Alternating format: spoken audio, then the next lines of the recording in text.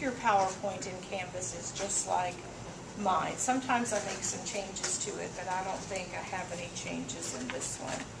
And by the way, this is the end of week 12. We are getting so close to the end. And you just have to pat yourselves on the back.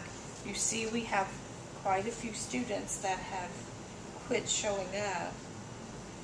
Monday's the last day to drop, and if you don't officially request a drop, I give an F, because I get fewer demerits for an F than I do for a withdrawal or a drop. So if you don't ask me, I leave you in the class until the very end, and then you get an F. I think I told you I have one student that requested a drop. I tried to give her a W, and there was no W in my choices. And she's already had 6 drops. So once you reach 6, unless you're exempt from that, you started before we went into that new policy, you can't drop once you have 6. It's not even a choice. Jennifer? So that's before the policy started? Because that policy started recently, right? It started about 3 years ago. Oh, it was 3 years ago? So it depends on when you enrolled as a student. Doesn't count as your 6 drops? No, it does. It's the total of drops that you have. And I didn't know our system was that sophisticated to say, oh, this person's already had 6 drops. But it did, because I sort of panicked when I couldn't withdraw her, and she was the last person on my roll. And I thought that there was just something wrong with the program when I went in, because there's a separate place I have to go to enter the final grade. And there wasn't one for her, and I thought it was just a mistake because she was the last person on my roll. No, she's had 6. So when you look at your classes, I can see that you're exempt from that. So it depends on when you enrolled. If you want to know if you're exempt from that rule, I can look it up and tell you. So just email me if you want to know. And it was when you enrolled. And the 6 drops carry with you, if you transfer to a 4-year institution, you're paying out-of-state tuition. And that's so much higher. Even if you look at our out-of-district tuition, it is ridiculously high. Anybody paying out-of-district? Okay, it's very high. I have a few court reporting students that are paying out-of-district. And that's what the price you'll have to pay if you have exceeded the 3 drops.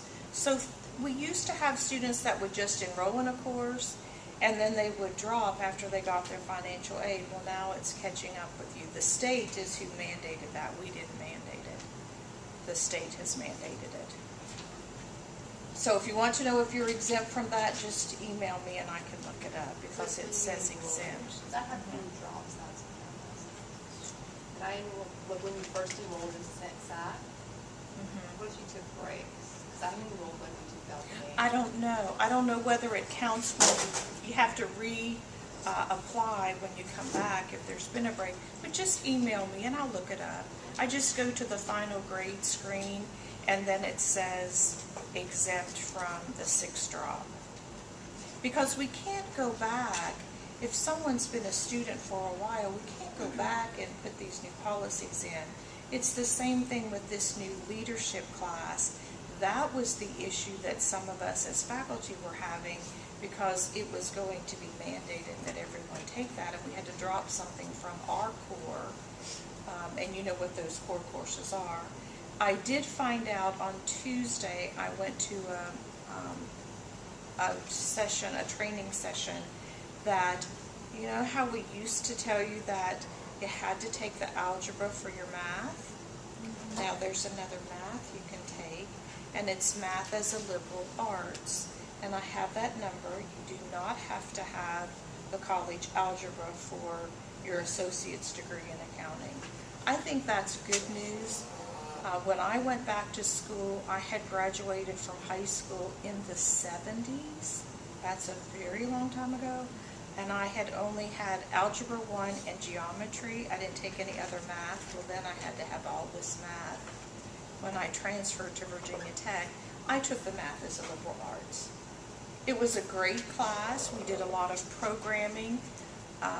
We just did a variety of things. It wasn't just your regular math, like the algebra. I don't know that I could have passed the regular algebra, college algebra. So I took the math as a liberal arts with my degree. And I think that's a great option that we've brought into place with our technology degrees. So remember, if you need some help figuring out what to take for summer, we have an 8-week session for summer. You can call me, email me. Some of you I've already helped pick out those courses. Work that degree plan. It's in Canvas. If you don't already have one, print it off. Work towards that certificate. Work towards the marketable skills. It has fewer requirements. Get those certificates as you go, as you're working towards that associate's degree. So if you need any help, just contact me and we can do that. Any questions about 9 and 10? Was it difficult in Paula's to keep track of? Was it a customer or was it a vendor? A little, isn't it? Just look at the wording. The test for 9 and 10 will not be as tricky as Paula's. I promise. But I had to have you put on your thinking cap for Paula's so that you know the difference between the accounts receivable and accounts payable. What type of an account is accounts receivable? An asset. It's an asset. And accounts payable? A liability. And the last part of that gives it away. Anything that has the word payable on it is a liability. All right, then let's move on to chapter 11. If you read 11, we're going back to the worksheet, and that's what our demo will be today. We're doing the adjustments. Are we still on there, Miriam? Yes. We're doing the adjustments, the same old adjustments that we did when we did the worksheet before, but we have one new adjustment that we need to make. Does anybody know from the reading what that was?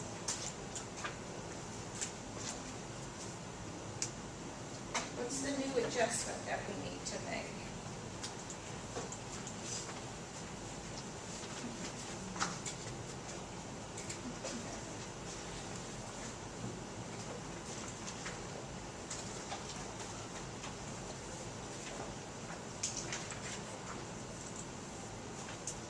Looking at Martha, it's not that. What's the new adjustment that we need to make? For the inventory. For merchandise inventory, and that's the brand new account that we're going to use. We need to make an adjustment after we count the inventory. What our ending inventory will be, that ending inventory then becomes the beginning inventory for the next month, for the next year, whatever it is, how we've set up our accounting cycle. And it will become the beginning inventory for that next period. So we need to make an adjustment to reduce the beginning inventory to match what the ending inventory is. We also are going to change some things on the income statement. The income statement is the ICE accounts, income, cost, and expense. And now we have a cost account. What was the cost account that we were introduced to? Purchases. What's the contra cost account that we have?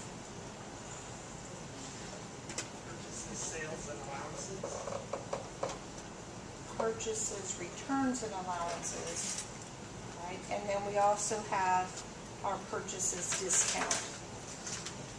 All right, we're going to use the same adjustments that we did before for the unearned rent. I think is a new one that we have. It will work like our prepaid insurance did. Supplies, insurance expired, depreciation expense, and then the salaries. But the merchandise inventory is the new one. And then we're just going to prepare the worksheet. How do we do those adjustments? That's what we're going to figure out. We look at the beginning inventory. It's the starting inventory for that period. It will be on your trial balance on your worksheet. That's your beginning merchandise inventory. All the purchases that we include in that merchandise inventory is going to be recorded in the purchases account because we're using the periodic inventory. Okay, periodic. We still need to look at chapter 9, I think it was 9 or 10, to look at what those entries look like, the journal entries, when we're using the perpetual inventory.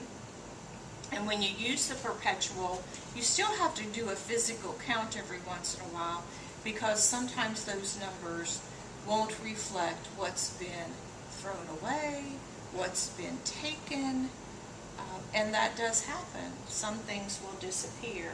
I know someone called Tom one day and said, there are some of your doors at the flea market.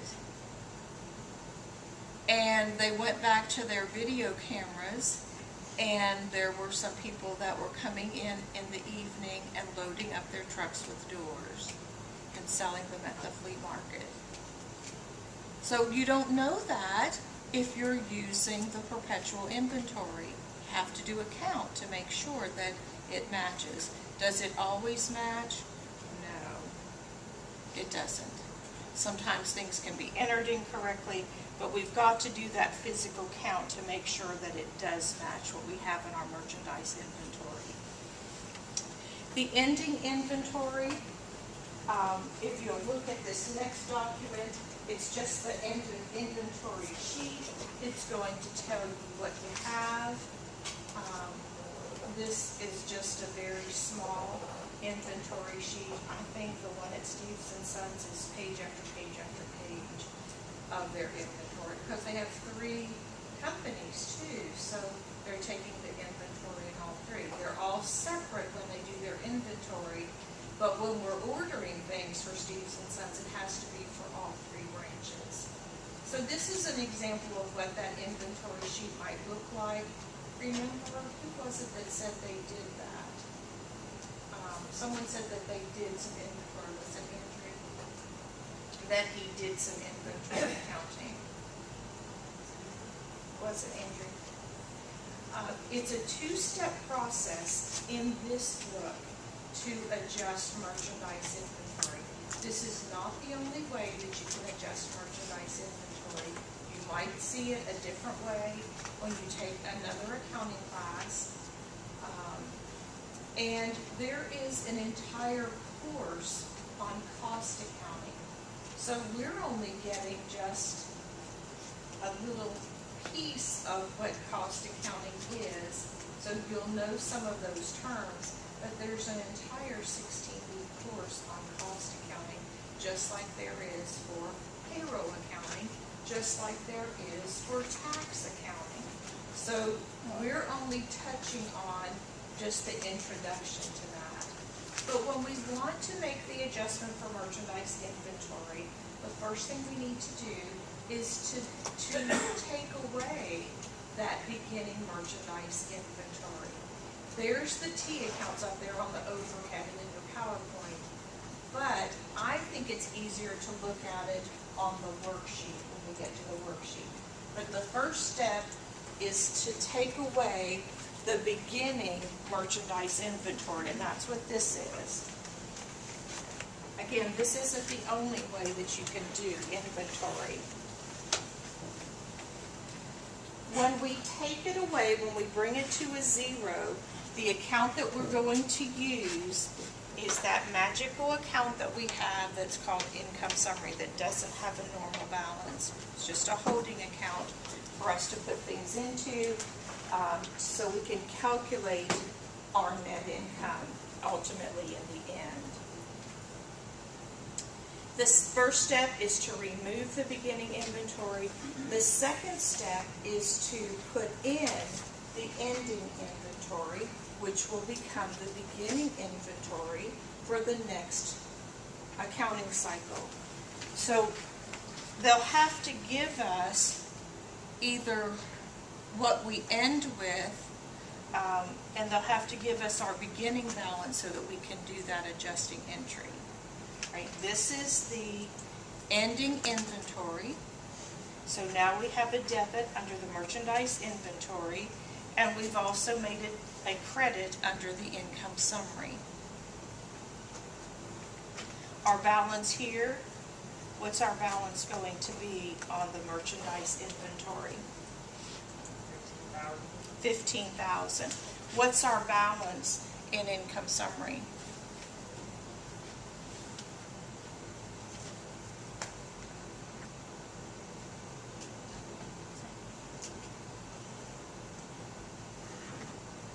You have a debit for 19,000 and a credit for 4,000. 15,000. Okay, so it matches the merchandise inventory and the income summary. Now, could we have some other entries in income summary?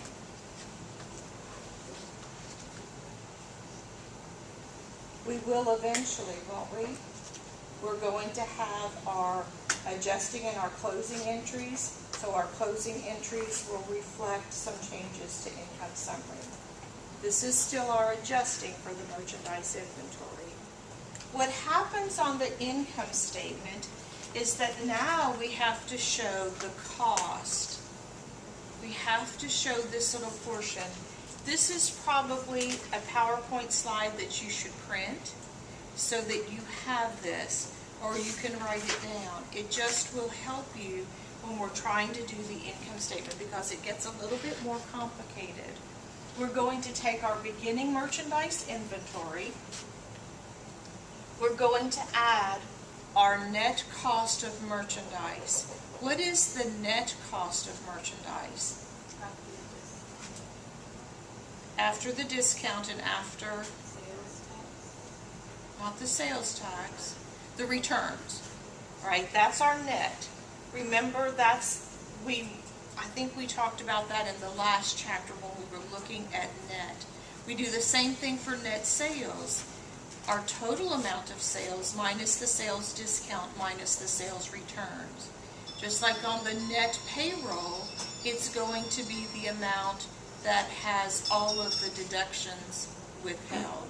It's the actual amount that we're going to receive. So we have the beginning inventory plus the net cost of purchases equals a new name that we have here, which is the cost of goods available for sale. And sometimes you'll hear this called COGS, C-O-G-S, cost of goods available for sale. When we subtract our ending inventory, which is what we just calculated, that gives us our number that's called cost of goods sold. Cost of goods sold. Right? And you can look at the numbers there. You might even write those numbers down so that you have an example to look at. There's our beginning inventory. There's our little calculation that we have to do to calculate what the net cost of purchases. If we have a freight amount, we want to add that to the purchases because we want to pass that on to our customers, the freight. And that gives us our net purchases. And then there's our ending inventory. What happens on the balance sheet and the income statement, here's the beginning inventory for the first month. Here's the ending inventory, which becomes the beginning inventory for the second month or the second year or the second quarter, however we're calculating that, whenever we do our financials. The income statement will have the beginning inventory less the ending inventory. Remember, income summary is just a holding account where we can make our adjustments. Unearned revenue, we may have that on some of our problems. We don't have it on all of them. The example that they gave us is if we're renting something and we receive that rent in advance. Remember, we want to match revenue and expenses, so if we put all of that in the month where we received it, that would not be accurate. We want to make sure that we just report it for whatever that month is. Let's say they paid 3 months in advance because there's a discount. I think I told some of you that my daughter and another friend and I have gone in with a booth at Homestead Handcrafts. Well, you get a discount if you pay your rent ahead of time. So they somehow have to make that, it's not all income. If we, let's say we do it this month and this is April, but I've paid for April to next April. They can't just include that as revenue for that month, or it's going to make their revenue and expenses off, because we can't match the revenue and expenses. They can only take that revenue, even though they receive the cash, it's in their checking account, they can only record that per month when that rent is due. Right, we want to always fall back on that principle, matching revenue and expenses. It represents an amount collected for the rent before renting the space. And a lot of times when you're renting an apartment, you pay the first month and then you pay the last month. Have they actually earned that last month yet? So where does that, if they're doing their accounting correctly, where would that need to be? Where would that rent need to be? Unearned rent. It's not earned yet. They took it in as a deposit. They want the first month and the last month. Do they ever want any more? It's been a while since I've rented an apartment. Sometimes your security deposit is included in that too. And again, they want to make sure that they save that security deposit, because if you're entitled to your deposit, was that really income to them? Not really. Well, it's an unearned income. They haven't really earned that. And they'll probably use it. You might be in that apartment for 5 years. Right, until you check out. I mean, some people can rent a piece of property for a very long time. So they want to be able to use those funds. You wouldn't want to just put it in I guess you could put it in a savings account and earn some interest on it, but they'll probably need to use that within the operating part of the apartment complex, I would think. It is earned as one fulfills a portion of that rental agreement. So as each month moves on, however much you've prepaid, if it was 3 months, mine was a year. And is it worth it? You know, you just have to look at the discount to see whether it's worth it or not. Adjustments for the unearned revenue. A company is subletting a portion of its space to a company for $200 per month and receives $600 for 3 months rent paid in advance. That's how it's going to look in your problems whenever you do that. Received cash for renting the space in the future. Cash went up. Unearned rent went up. And then the adjustment when the rental income is earned. The unearned rent will go down and the rental income will go up, so that we're matching our revenue with our expenses for, let's say, for that month, because this was for 3 months. Preparing the worksheet for the merchandising business. Steps in completing the worksheet. Very similar to what we've done before. The first 2 columns, the trial balance, and in this chapter it shows all of the accounts. In my example on the PowerPoint, it shows all of the accounts listed on the trial balance. I like to see them all listed, and where could you get a list of all of the accounts? There would be 2 places to put on the trial balance. The chart of accounts and the ledger. So you could get it from both places, and you could just list them in account number order. On some worksheets, there's a column to put the account number, and you would just list them. And there's a little hint when you're listing all of the accounts to help you determine what goes on the balance sheet and what goes on the income statement. So in this chapter, it shows all of them listed. The next two columns, just like when we did it before, are the adjustments. We just have a new adjustment that we'll do for the merchandising inventory, and if we have the unearned income, for example, that rental. Not all companies will have that. The next two columns enter the totals from combining the first four columns to the adjusted trial balance. Gives you one more chance just to make sure your debits and credits equal. And then you'll do the income statement, and then you'll do the balance sheet, the last four columns. Still the same way, if it's the inside two columns where you need to write the difference between those last four columns, net income or net loss, inside two columns. Net loss. Net loss, outside two columns, net income. Remember your rule, single line to indicate you added or subtracted, double line that you had a total. And you just need to list the net income or the net loss. You don't have to write the word total.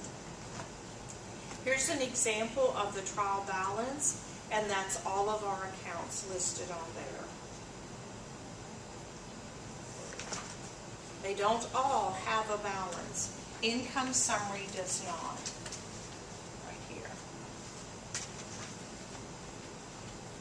And in some of your problems, you might not have a balance for all of your expenses. You might not have a balance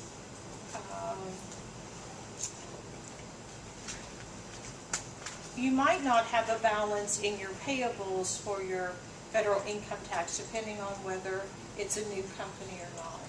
So some of those might not have a balance, but it's a little easier to list them all because then your income summary account is your division for balance sheet, income statement, when you list them all. These go on the income statement, above the income summary goes on the balance sheet.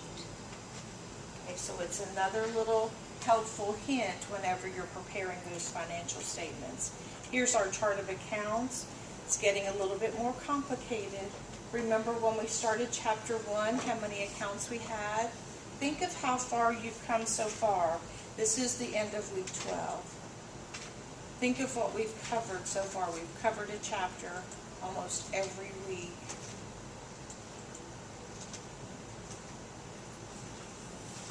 The adjustment, rental income earned. $200 has been earned. The liability is reduced and rental income can be recorded for the $200. Unearned rent would be our debit. The rental income is our credit on that adjustment. That one's new. Supplies on hand, we've done that one before. Remember, the adjustment is for the amount used. So if they give us the ending inventory, we need to do a little calculation and make the adjustment for the amount of supplies that are used. It says supplies on hand were $300 because $500 worth of supplies were used. So our adjustment is for the $500. Credit to supplies, we want to bring that supplies balance to $300. And then we're turning that asset into an expense. What we used into the expense. The amount used.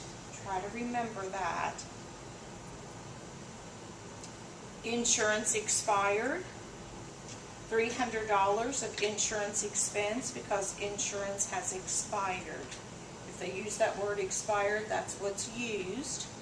We have an ending balance of $600 in the prepaid insurance, and then we're turning that asset into an expense. That should just come back, I hope, from when we did the worksheets before. Depreciation expense. Remember, when we're depreciating an asset, the original cost of the asset never changes. It will stay on our books for that amount until we get rid of it. All right, this is the original cost of whatever store equipment we have. Remember, it's unchanged. Accumulated depreciation for each month continues to go up. and we needed to determine how we're going to depreciate that item, how much its ending balance is going to be, what is going to be the amount of that asset when its useful life is over. When we subtract the accumulated depreciation from this, from the original cost, that will be our book value for that item. And remember, when we showed it on the balance sheet, we had this number first, and then we had the accumulated depreciation right under it with the parentheses to indicate that we subtracted it. We moved it over to the left a column, and then we put that book value over in the right column. So what we have, what have we got here? Accumulated depreciation is $450, so our book value would be the $4,000 minus the $450. Accumulated depreciation should just keep going up until we get rid of that. Depreciation has, I think there's about 19 different ways that you can depreciate an item. We just use the straight line in here. But there's some of the year's digits. There's just a lot of different ways, and you'll learn those later when as you take more accounting courses. This principle doesn't change, that the asset, the original cost stays on our books like this. But how we're going to depreciate that item could change.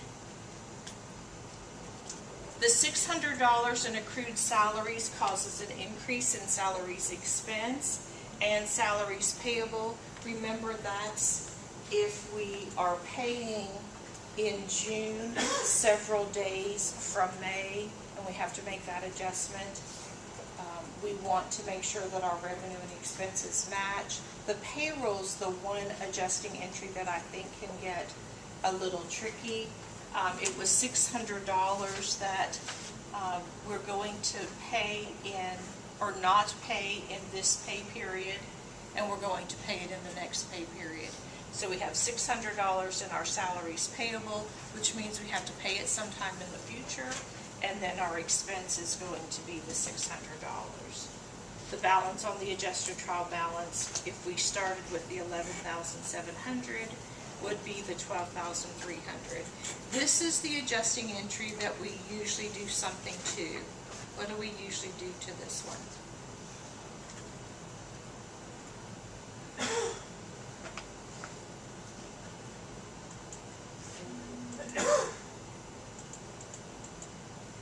Didn't we talk about that in here? What do we usually do to this one? We reverse it. Did we talk about that in here yet? I thought we did. But we usually reverse this entry on the first day of the next month. It just makes it easier for us to make the payment for the salaries. Do you have to make the reversing entry? You don't. It just makes it a little easier. If we don't reverse it, we have to remember that we still have an amount in the payable. An additional amount in the salaries payable. Remember the entry that we made when we recorded the payroll? The two expenses were our debits, and then the salaries payable was our credit. Well, here's another credit that we're going to have to remember. We have to make that payment. So that's why we usually reverse this one at the beginning of the next accounting cycle. Did we not talk about that in here? Y'all look like your faces are blank. Okay. But it's just called a reversing entry. I think in Paula's, or maybe in Callahan, you do a reversing entry, and it tells you to reverse the salaries adjusting entry. And you just do the opposite of what we did when we recorded in the journal. Here's what the next columns look like. There's our adjustments. There's our adjusted trial balance. Now, the one that I want you to look at, the ones that we just went over were sort of a review of what we've done before. but the A and B adjusting entry are the new ones, and that's with the merchandise inventory. On some of your examples in the book, they've reversed the A and the B. Not the numbers, but just the A and the B. I like for the A adjustment to be that you're removing the beginning merchandise inventory. If you'll look at the A, did we do that?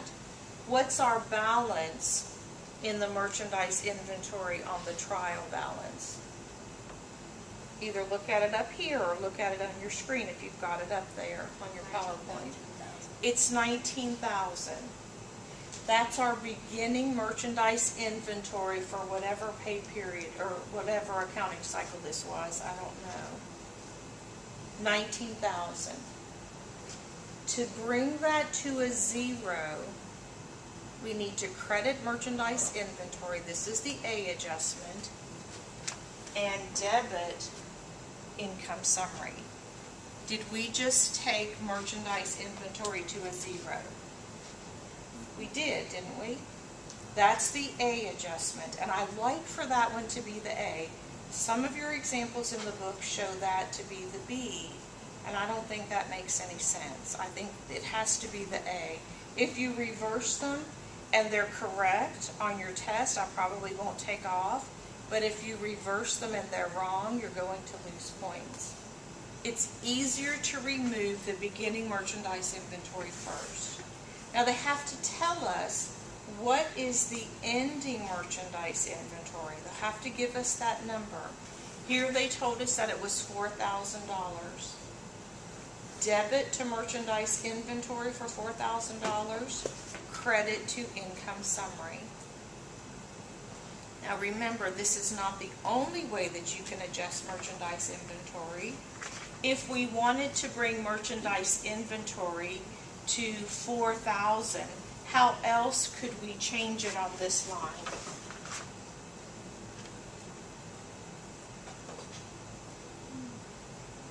How else could we change this to $4,000?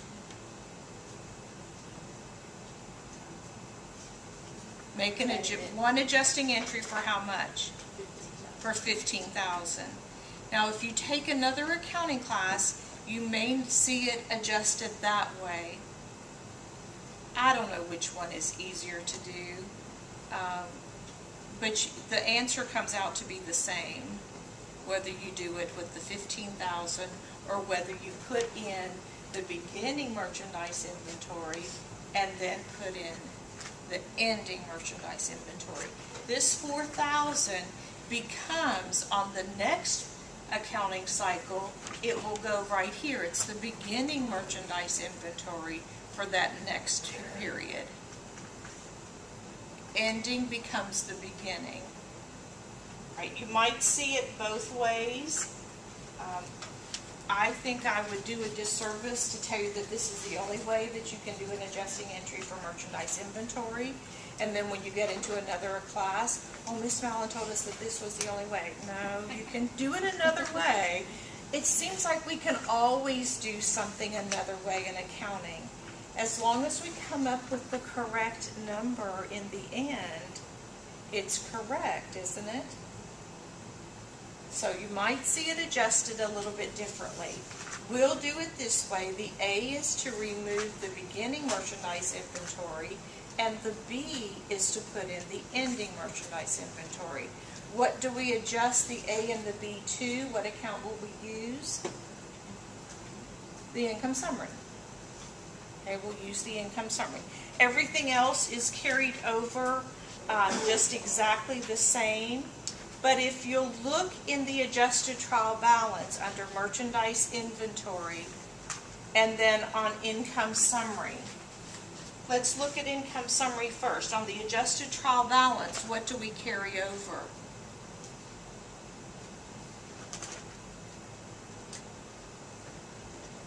What do we carry over to the adjusted trial balance?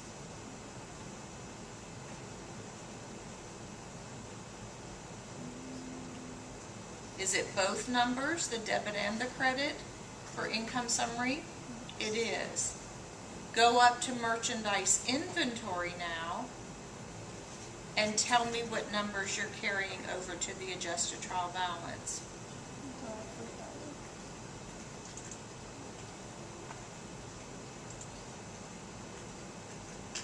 Which one are you carrying over to the adjusted trial balance? 4,000. And we're only carrying the $4,000 over. What does the $4,000 represent? The ending merchandise inventory. So we only carry the ending merchandise over for merchandise inventory to the adjusted trial balance. We don't carry over both numbers, or it won't equal down at the bottom. We only carry over the ending merchandise inventory, and it's merchandise inventory as a debit, but for income summary, we need to carry over both numbers, the debit and the credit. When we post both of those to the income summary, the amount that we're going to have left, that $15,000, is going to be the change for the merchandise inventory to get us to the $4,000. All right? Try to remember that, because when you do the adjusted trial balance, it's not going to equal. That's the only tricky part, I think, on doing the worksheet for a merchandising business. Okay? Only the ending inventory gets carried over to the adjusted trial balance. Now, we're ready to prepare the income statement. And if you look, here's that magic account, the income summary. Everything below that goes on the income statement.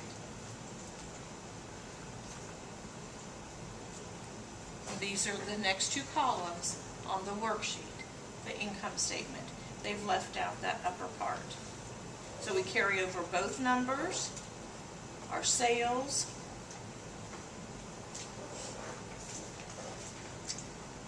the purchases amount, the freight in. You may not always have a freight in, and you may not always have a rental income. Depends on whether there's other income. And some companies, some of our problems won't have the freight in. This should be, or the worksheet on this PowerPoint is a good one for you to look at, because it tells you where the normal balance is for all of those accounts. When my students leave a semester in between when they take Intro to Accounting at Peachtree, I always send them the picture of that worksheet. You need to know that this is where the normal balances are, because that's the key to how we're going to increase or decrease, isn't it, to know the normal balance. Where do we increase an account? On the normal balance side. And where do we decrease an account? Opposite of normal balance. You're going to see that again on the final. Most of the problems and questions will come from chapters 11 and 12, but it will go back to chapter 1. I'm going to ask you some things on there. It's not too early to start looking at those earlier chapters. Look at the chapter summaries at the very end. Read over those. Make some notes to yourself. Look at my test review sheet that I've already given you for the final exam. And that's in the documents in Canvas. And there's a review sheet for each test, and then there's a review sheet for the final exam. Again, you may not always have other income here. You may not always have a freight in. And then we have the balance sheet accounts. Everything that was above the income summary. Merchandise inventory, it only has the ending merchandise inventory, which becomes the beginning merchandise inventory for that next month. And we have the unearned rent on there.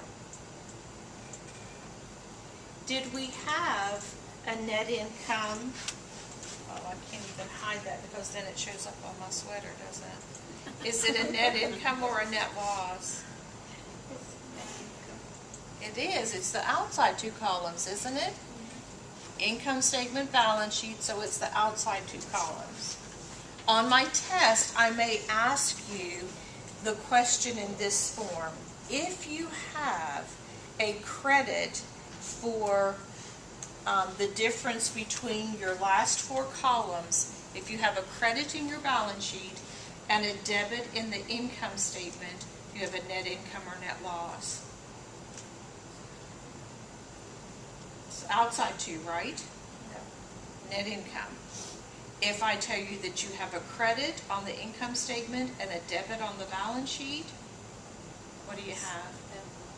Net loss, the inside two columns. So when you read the questions on the final, don't just say, I don't know that. I don't know the answer to that. Yes, you do. You can think about, what do those columns look like on the worksheet? What if I give you a worksheet to complete on the final? Is the answer to that question on the final itself? Yes. Okay, so use the tools that I'm giving you on the final to help you answer some of the questions. Don't just say, I don't know that. You do know that. You've heard it for now how many weeks? Almost 13. Here's the completed worksheet. It's a little bit more complicated, has a lot more accounts on it. This one did do the A and the B the way I like to see it. Always label those adjusting entries, and we did have a net income, the outside two columns. You can see how when we rule it, don't miss that on the test. Single line, double line. Then the next four columns are usually on the same line. But when we calculate the net income or net loss, it drops down 2 spaces, 2 lines, and you still need to have your double line down there to indicate that it was completed, and just label whether it was a net income or net loss.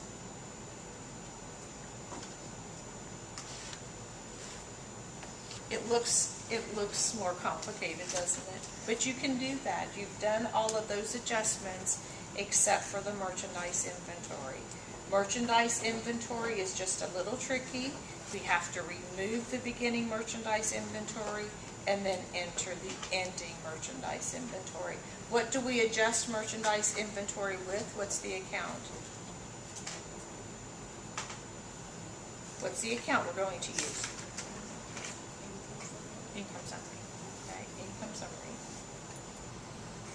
Here's a summary of what we did in Chapter 11. Please go back and read those summaries. I don't want to take the class time to do that, but those summaries are great. And the first page of the chapter, that introductory page that tells you just a little bit about what we're going to do. Don't neglect those, because some of my questions come directly from that. All right, let's do our demo problem for 11.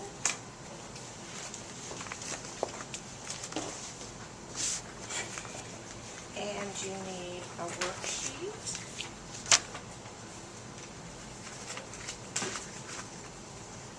As we get a little closer to the end of the semester, I will be offering some extra credit. I'd like to have that white envelope that has the payroll registers and the worksheets in them. It saves me from making copies. That's where these came from. I also would like to have your extra workbook if you haven't turned that in already. And when they package the book for SAC, they always put that extra one in there. You'll be getting an email shortly. They call it a course climate survey. When you complete that, you can either print off the email that you completed it, or you can forward that email to me that you completed that. That's worth a point. I like to have all of your graded papers back. You can put those in a bundle with a rubber band around them. That's an extra point, so that would be your Atlas, your Zell, your Sullivan, your Billy's. When I give it back, I still have one person in the night class that needs to turn theirs in, so I don't want to pass it back yet. And then you'll have your Paula's and your Callahan. If you want them back at the beginning of the next semester, I usually keep them for a semester. But I do like to have those back, so that's an extra point. What else? What? Coming to class. every Oh, you day. get a point every day that you come. Oh, if you still have your late assignment sheet, you can turn that in for a point if you haven't used it. If you think of something else that would be worth a homework point, tell me. Right, that would be, well, you got an extra credit for doing Sullivan in Peachtree anyway. If you came to the guest speaker, that was an extra homework point, and I haven't added that in yet. I'd already calculated your homework without that one. So it'll be added on the next time. So there's a few other ways that you can do it.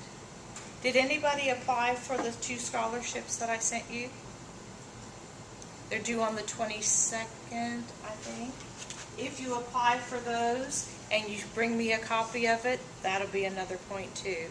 It is for this semester, it's a reimbursement. So if you're not planning on being here next semester, it's still that you were here this semester. And I sent that to everybody. It's in Canvas in an email. There were 2 of them. Are they what? No. They're not. I think they're each $200, I think. So if you apply for those, you need a letter from your accounting teacher. My 1471 students all had to apply for it. That was part of their final. So they had to do it. Oh, I don't want to do it. Well, you're doing it. Unless you don't want those points. So apply for everything that's out there. If it's not based on need, and some of them, the grade point average is kind of low. So, you can apply for that. I think you had to have so many hours completed. But on some of the scholarships, sometimes there's nobody else that applied for it. I applied for everything that was out there. There are scholarships for left-handed people. There are scholarships for people with blue eyes. There are ridiculous scholarships out there.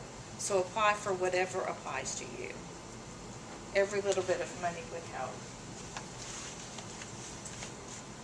All right, let's look at the demo. Switch gears here. We're going to look at exercise 11A5. Exercise 11A5.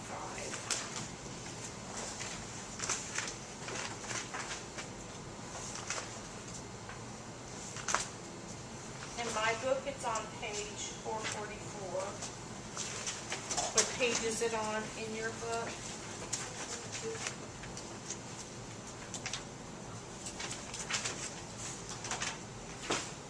What page was it for?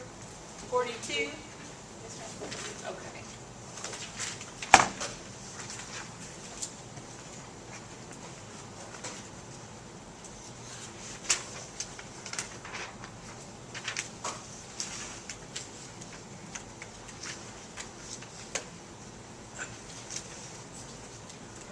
That's great. Doesn't want to move today. Right, 11A5, exercise. It says prepare a worksheet for Moore and Company from the following information using figure 12. And then it gives us our AB for merchandise inventory, store supplies on hand, depreciation on store equipment, and accrued salaries. And they gave us very small numbers. If you look at the worksheet at the top of the next page, we have cash and it's $7.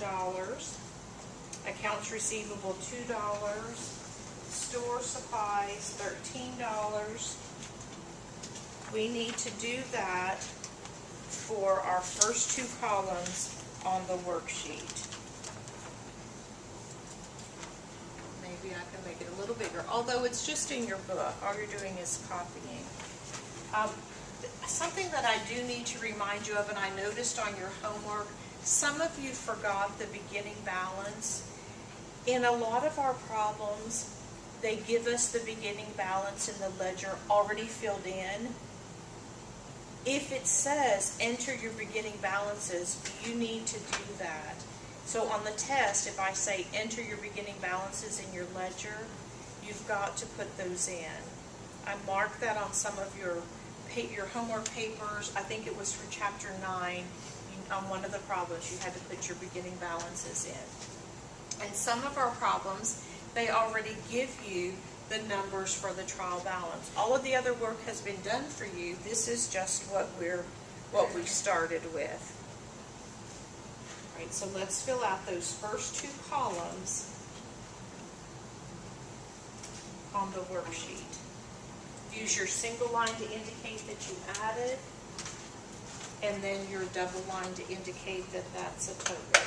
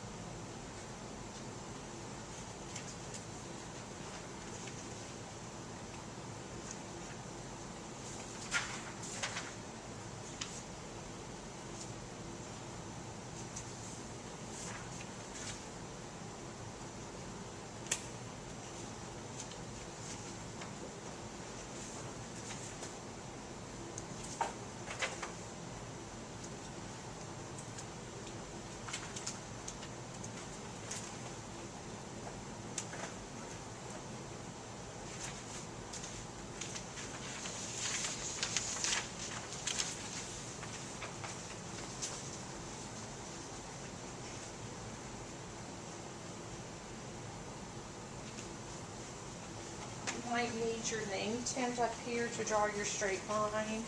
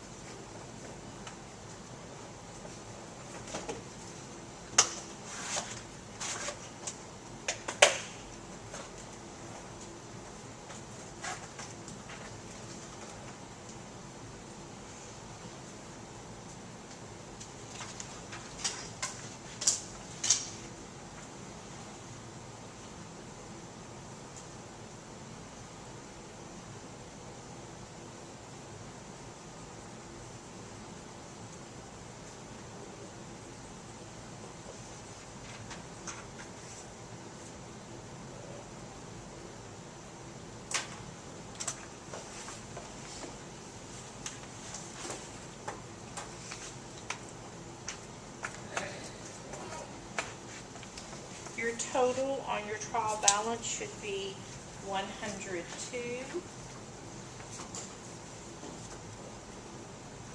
And then we were given information on your adjustments.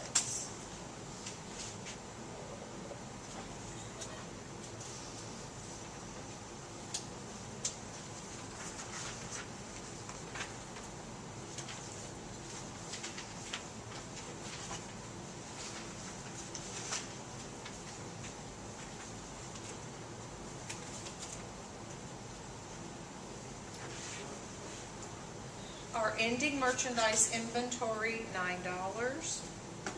Our store supplies on hand, $2. That's what we have left. Depreciation on store equipment, $3. And accrued salaries, $2.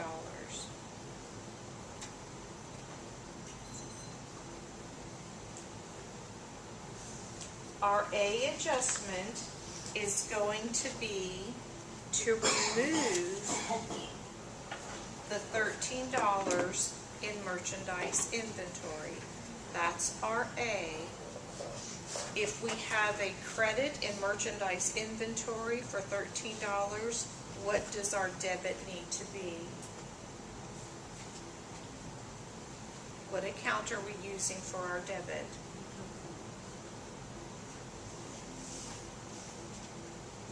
To make that adjustment.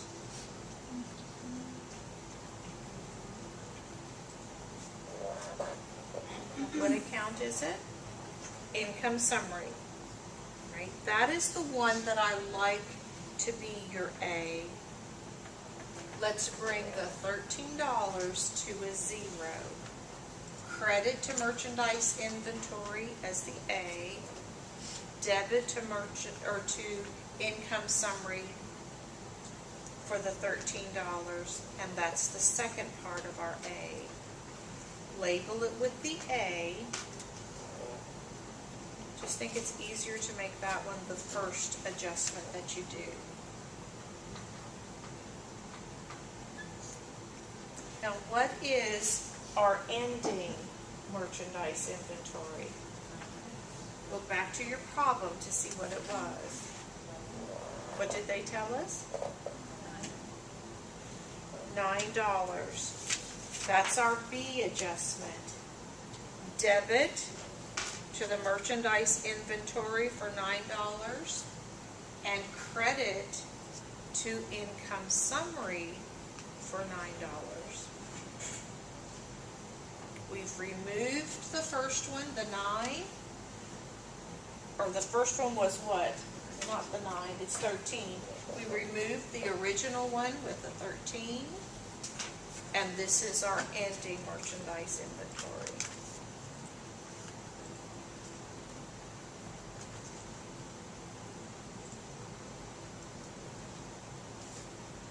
How much merchandise inventory is gone? $4. Not very much. I like that they give us the small numbers when we're trying to learn something new. It does make it a little bit easier. All right, that's the A and the B. The C adjustment we've done before. Store supplies on hand, $2. How do we get to $2? What kind of an adjustment do we make? We started with 8. So it's 6. All right, so we had to do a little calculation. This one we could do in our head, but the others you'll probably have to put it in your calculator. So we have a credit to store supplies. This is our C adjustment for $6. And we don't have a store supplies expense listed on the trial balance, do we? So we've got to add it below the total. Remember, in this book, if you add it below the total, you're increasing it. So store supplies expense. When we're making an adjustment to an asset, we're turning the asset into an expense.